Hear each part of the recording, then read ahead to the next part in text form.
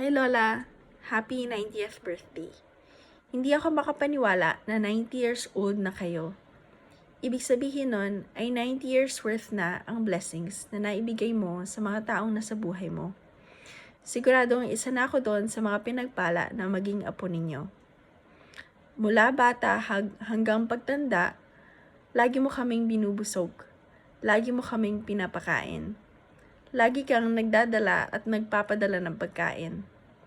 As a mother, I know that food is also important dahil pag busog ang bata, mas masigla sila at mas nakaka-focus sila sa pag-aaral at sa paglaro.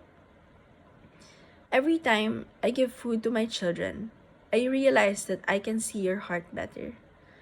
Because now I know that when someone gives you food, it is not just about someone who wants to fill your stomach. It is about someone who wants to fill your heart.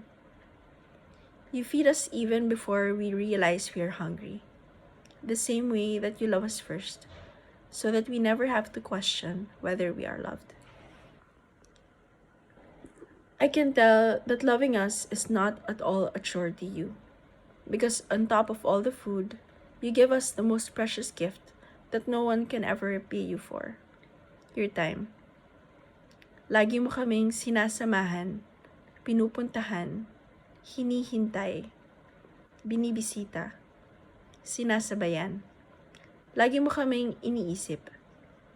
I know your time is important to you dahil lagi kang maaga.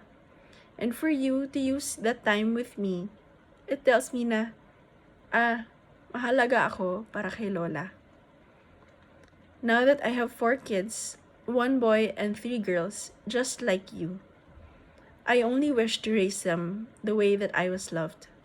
Specifically, the way that you have loved me.